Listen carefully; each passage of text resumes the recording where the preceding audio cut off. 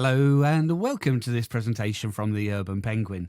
Today we're going to look at LPIC 303 and self-signed certificates. This gets us started with the OpenSSL command.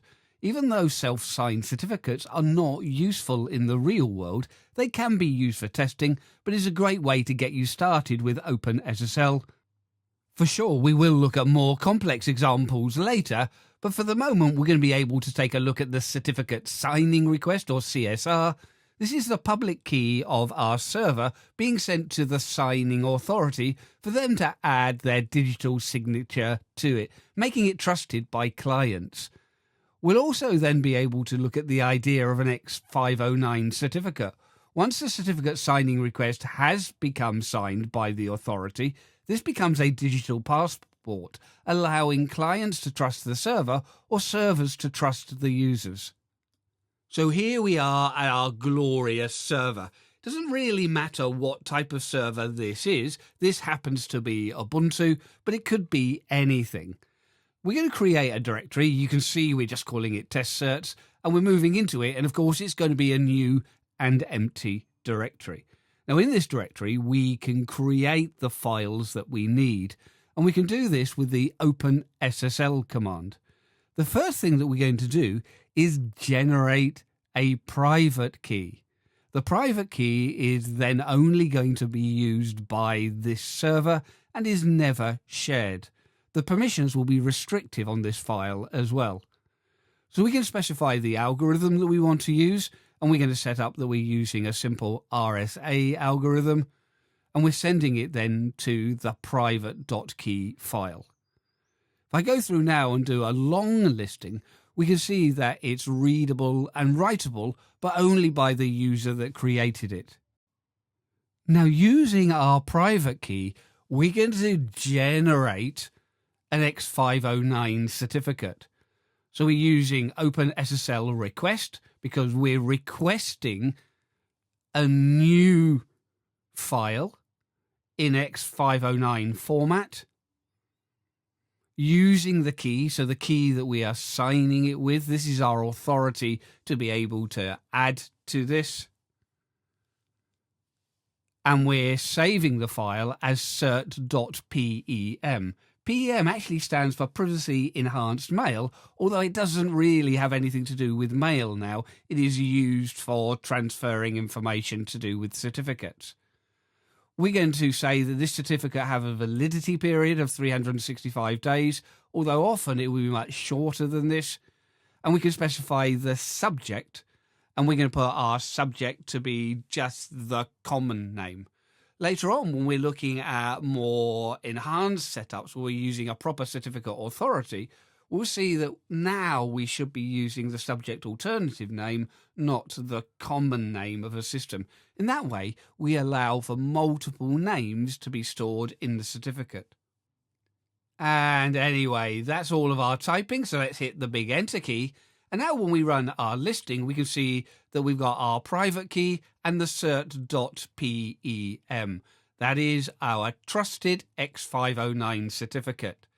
When I say trusted, though, it's a self-signed certificate, so might be useful in testing, but a lot of applications aren't going to work with self-signed certificates, and we'll see this a little bit later on.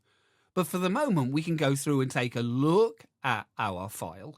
So we can go through and use OpenSSL, reading in an X509 file, and the file we're reading in is then our cert.pem.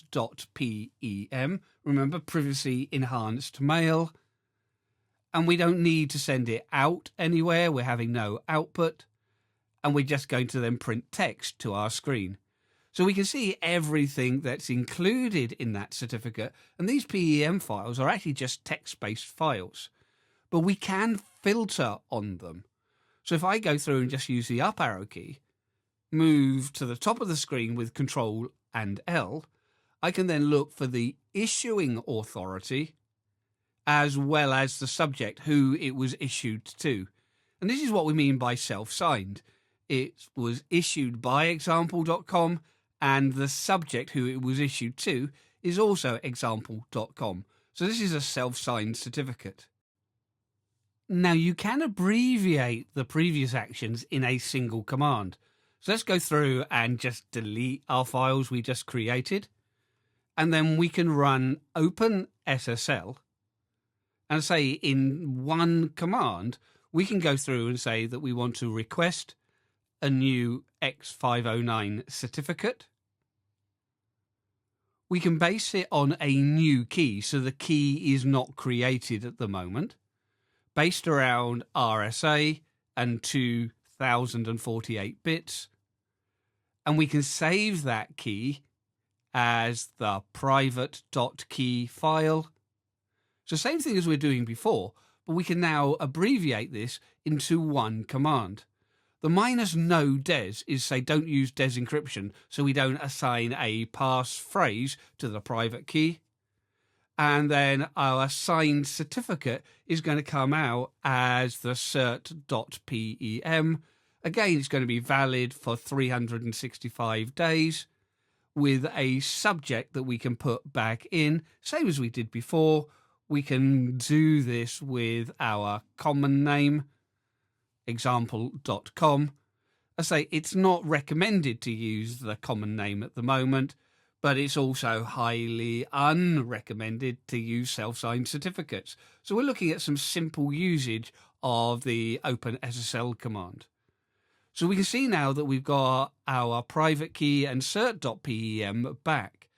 We can also see how using the OpenSSL command, we can set up a very simple server. Yes, using OpenSSL and then using the s_server, using the certificate cert.pem. So that's really our X509 certificate and the private key. And we can specify that we want to use this as a web server with -www. And now our web server is up and running. If we go through and check in another window, we can go through and see that we're listening on port 4433 rather than the standard 443. So this is just to make sure it doesn't clash with anything. I am running a separate web server on port 80 here, but we will be running HTTPS. So I can connect to this using curl and using localhost and port 4433. And we can see that we've failed to connect because this is a self-signed certificate. And this is often what we're going to find. Now, we might find there are ways around it, and with curl, we could ignore this and just use -k. What we actually see when we connect to our server is the contents of the directory. So we're actually seeing the files being expanded into their text form. But if we had it in a different directory, let's say with HTML pages, we would be able to see these.